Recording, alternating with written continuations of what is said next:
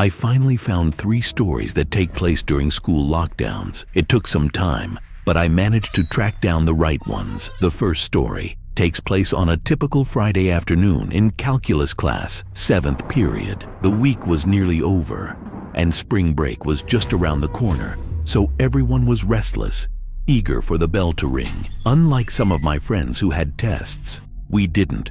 So our laid-back teacher decided to play some games on Sporkle.com with us. We were in the middle of a brand logo quiz, and I remember the exact moment everything changed. My friend had just answered Adidas when the dean's voice suddenly broke through the intercom, sounding panicked. He announced that this was not a drill and ordered all teachers to initiate a lockdown. Immediately, chills ran down my spine, and our usually relaxed teacher rushed to turn off the lights and get us to the back of the room. After 2 minutes of tense silence, the usual buzzing from a panel in the back of the room stopped, meaning the school had cut the power. That's when we knew it was serious. Soon after, we heard a man screaming in the hallway, getting closer and closer. 2 girls started crying, and we all got even more terrified.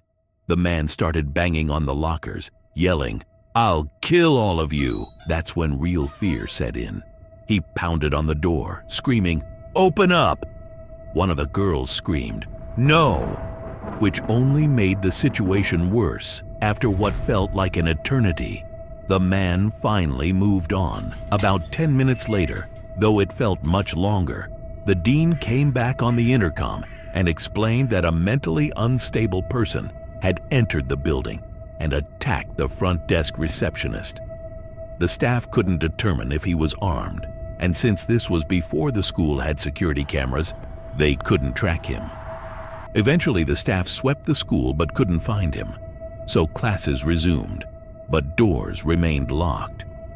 Later, we found out that a janitor discovered the man hiding in a storage closet with a .44 Magnum in his pocket. The janitor must have spooked him, because by the time the police arrived, the man had vanished. To this day, no one knows if he was ever caught.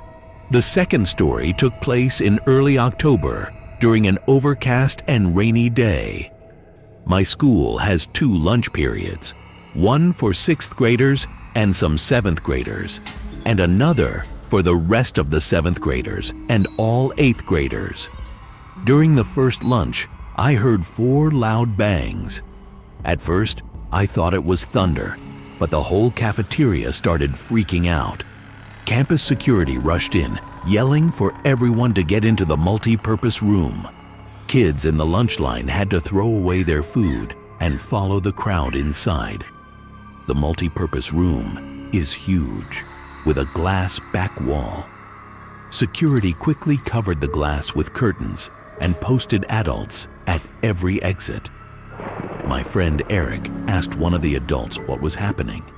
When he came back, he told us that a mentally unstable man, who was also a registered sex offender, had barricaded himself in front of his house nearby. He was threatening to kill the police if he was evicted. The man had been spotted watching kids outside the school earlier in the day, which only made the situation worse.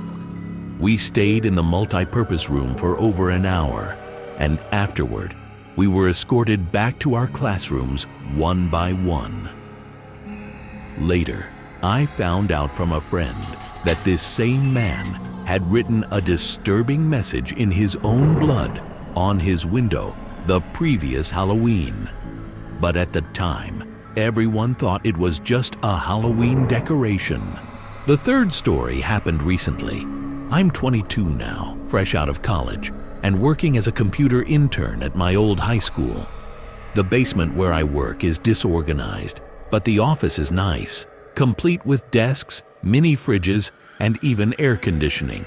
My 2 coworkers, Dave and Gary, weren't in the office at the time because they were upstairs working. I was on my lunch break when I got a call from the front office, notifying me that the school was on lockdown due to a possibly armed individual entering the building. There wasn't much I could do except turn off the lights since the office didn't have a door, and the basement door didn't lock. I sat in the dark, playing games on my phone, waiting for an update. About 20 minutes later, I heard the basement door creak open. Footsteps echoed across the basement, heading toward my office. I quickly crawled under my desk as someone entered the room, but they didn't turn on the lights. I sat there, frozen in fear, when suddenly my phone buzzed with a text.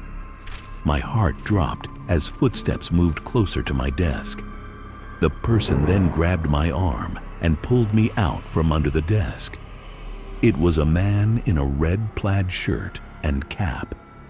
He told me he was just hiding in the basement with me. I asked what was happening upstairs, but he ignored the question and asked if there was another exit. I pointed him toward it, but then I got a text from Dave warning me that a man in a red shirt and hat had shot a teacher, Mr. Buckley, upstairs. My blood ran cold as I realized who I was talking to.